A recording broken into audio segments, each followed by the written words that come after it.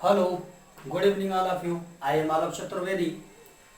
Today I teach about unified mass.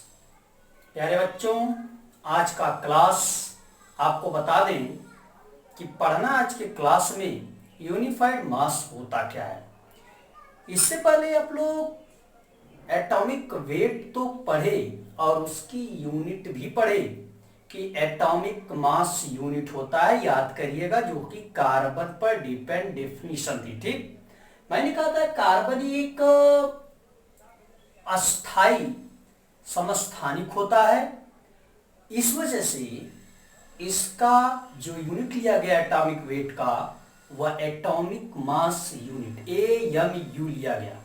लेकिन अब आपको बताएं कि जो वर्तमान में चल रहा है यूनिट, जैसे एटॉमिक वेट किसी भी एलिमेंट का पूछा जाता है तो कहते हैं, जैसे फॉर एग्जांपल हाइड्रोजन का एटॉमिक वेट 1.008 U लिखते हैं, ऑक्सीजन का एटॉमिक वेट 16.0 U लिखते हैं।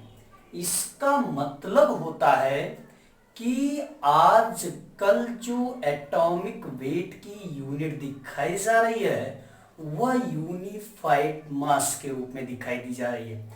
वर्तमान समय में परमाणु भार को यूनिफाइड मास के रूप में दिखाया जाता है, ओनली U के रूप में।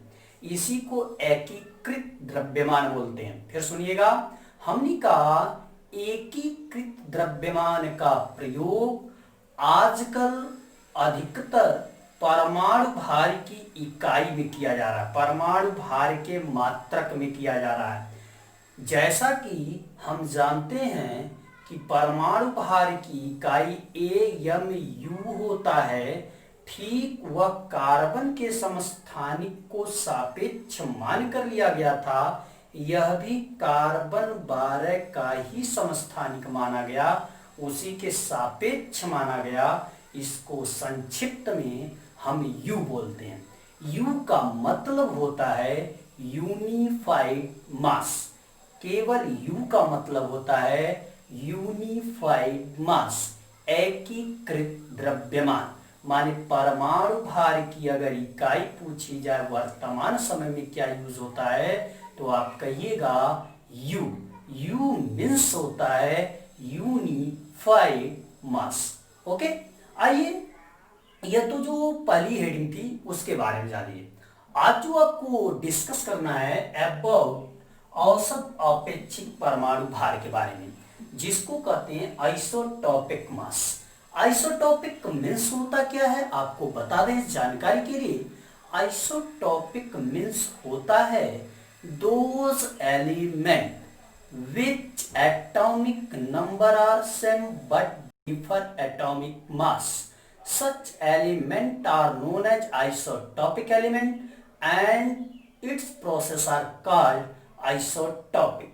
Means for example, जैसे क्लोरीन की बात किया गया, क्लोरीन का 70, एक 35 और एक क्लोरीन का 17 37 होता है। One natural, second artificial. Okay, फिर सुनिएगा मेरी बात को। समस्थानिक जब तत्व का एटॉमिक नंबर सेम हो और एटॉमिक मास डिफरेंट हो तो उसे आइसोटॉपिक बोलते हैं। हाँ, अगर मास नंबर सेम होता और एटॉमिक नंबर डिफरेंट होता तो वह आइसोबार होता। समझ में आई बात? जैसे कि आइसोबार का एग्जाम्पल होता है, यह 40 होता है, 1940 लिखेंगे, कैल्शियम 2040 लिखेंगे। This is isobar because here atomic mass are 40 whereas in this case atomic mass are 35 and 37 respectively, whereas the atomic number are same which are 17. Okay, तो आइसोटॉपिक्स में एटॉमिक नंबर सेम होता है और जबकि आइसोबार में atomic mass same होता है। तो अब बात करते हैं हम आइसोटॉपिक मास की, जिसकी हिंदी होती है औसत अपेक्षित परमाणु भार। ओके, तो देखिए बच्चों, इसका प्रयोग हम तब करते हैं जब किसी तत्व का एक से अधिक समस्थानिक हो। फिर सुनिएगा, जो पिछले वीडियो में पढ़ाए थे, कहे थे जब समस्थानिक नहीं होता तो केवल परमाणु भार कैलकुलेट करते हैं, अपेक्षित परमाणु भार, क्योंकि वास्तविक परमाणु भार तो कैलकुलेट नहीं होता है, तो मैंने पिछले वीडियो में बताया है। जबकि अपेक्षित परमाणु भार उसका निकलता है जो केवल अकेला हो, जिसका समस्थानिक न हो। जिसका एक से अधिक समस्थानिक होगा उसका हम आइसोटॉपिक मास ही निकालते हैं। अब आइसोटॉपिक मास निकलता कैसे है? आइसोटॉपिक मास उसका जो एटॉमिक मास होगा उसका एवरेज जो नेचुरल रेशियो में पाया जाता है उसके अनुसार कैलकुलेट करते हैं। जैसा कि आपको बताएं, यह जो आपको एग्जांपल बता रहे हैं क्लोरीन 35 और क्लोरीन 37 का, यह दोनों अगर नेचर में देखा जाए तो 3:1 का रेशियो में पाया जाता है। जो क्लोरीन 35 होता है और जो क्लोरीन 37 होता है, यह नेचर में 3:1 के रेशियो में पाया जाता है। अगर आपको इतना जब पता हो गया तो आप आइसोटॉपिक मास को बहुत सिंपल कैलकुलेट कर सकते हैं। करते क्या है, जो पहले वाले का मास होगा, ठीक, वह मल्टीप्लाई करिएगा जो पहले इस2 में होगा। इस2 में 3 है, यहां का मास 35 हो गया, मल्टीप्लाई 3, फिर प्लस दूसरे वाले का एटॉमिक मास 37 है, इस2 1, अपान में जो रेशियो होगा उसको ऐड कर लीजिएगा, 3 + 1 साबित 35 3 जा क्या होगा, 3 5 जा 15, 3 3 जा 9 और 1 कितना हो गया भैया 10, पॉजिटिव 1 7 जा 7, 1 3 जा 3 अपान 4। Any problem? No problem. आइए ऐड करते हैं, 7 5 12, 3 0 तो 1 कैरी है, इसके बाद 1 हो गया, टोटल कितना आ गया 142 अपान 4, डिवाइड करिए, 4 3 जा 12, 2 4 18 होता है, तो 4 बताइएगा, 4 5 जा, फिर सुनिएगा 4 3 जा 12, तो यहां 22 हो गया, 4 5 जा 20, 4 5 जा 20 होता है, फिर 2, तो 4 5 जा 20। ओके, यह आ गया यूनिट।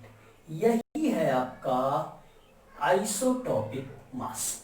फिर सुनिएगा, मैंने आइसोटॉपिक मास के बारे में बताया, ध्यान से सुनिए।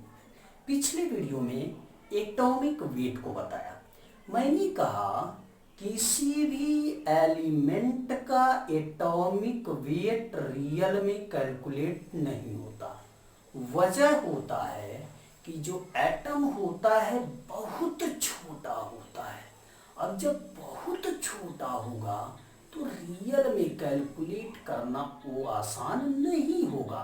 कोई भी अत्याधुनिक कोई भी मटेरियल, कोई भी यंत्र, कोई भी अपैरेटस लगा लीजिए, तो इसको हम एवरेज में कैलकुलेट कर सकते हैं, आपेक्षिक रूप में निकाल सकते हैं, रिलेटिव रूप में निकाल सकते हैं, लेकिन रियल रूप में निकाल नहीं सकते। तो रिलेटिव रूप में निकालने के लिए मैंने कल जो बताया था आपको, वह हाइड्रोजन के सापेक्ष लिया गया, इसके बाद दूसरा ऑक्सीजन के सापेक्ष लिया गया जिसमें कैनिजारो साहब ने दिया था, तीसरे रूप में कार्बन के सापेक्ष एटॉमिक वेट को बताया गया। लेकिन वहां मैंने कंडीशन बताया कि जब समस्थानिक एलिमेंट का न हो तब के लिए। अब जब एक से ज्यादा समस्थानिक में परमाणु क्रमांक तो वही हो, मास नंबर अलग अलग होता जाए, एलिमेंट वही हो। तो ऐसे में हम औसत आपेक्षिक परमाणु भार निकालते हैं, जिसको इंग्लिश में आइसोटोपिक मास बोलते हैं। आइसोटोपिक मास का प्रयोग तब करते हैं जब किसी एलिमेंट का एक से अधिक आइसोटोप्स हो। जब एक से अधिक आइसोटोप्स होगा तो हमको नेचर के अनुसार यह देखेंगे किस रेशियो में वह मिल रहा है। क्लोरीन है 35 37 रूप में मिल रहा है, 3:1 के रूप में मिल रहा है। तो इसका एवरेज हम निकालते हैं तो 35 से 3 37 से 1 अपन सॉल्व कर लिया। इतना यू इसलिए लिखे यूनिफाइड मास। यूनिफाइड मास जो AMU लिखते थे उसी के स्थान पर अब U लिखा जा रहा है, यही है। तो डियर स्टूडेंट, जो आप बुक्स देखेंगे जब तो आगे कुछ टेबल बना मिलेगा, उस टेबल में कुछ एलिमेंट्स के एटॉमिक मास दिए गए हैं, आप उसको कुछ लर्न कर लीजिएगा और देख लीजिएगा। हर जगह एवरेज एटॉमिक मास के रूप में कहते हैं ना, क्लोरीन का एटॉमिक मास 35.5, वो ऐसे आता है, ठीक। तो आप देख लीजिएगा, कुछ लर्न कर लीजिएगा, जहाँ समस्या होगी पूछ लीजिएगा। आने वाले वीडियो में हम आपको ग्राम एटॉमिक मास के बारे में डिस्कस करेंगे। सोशल डिस्टेंसिंग में रहिए, क्योंकि वैश्विक महामारी का प्रकोप बहुत ज़्यादा बढ़ रहा है। अपनी सुरक्षा स्वयं करें और अपने परिवार का ख्याल रखें, क्योंकि एक एक बूंद बूंद से सागर भरता है। तो एक एक लोग अपनी सुरक्षा करेंगे, इस तरह से हमारे देश का बचाव होगा। धन्यवाद।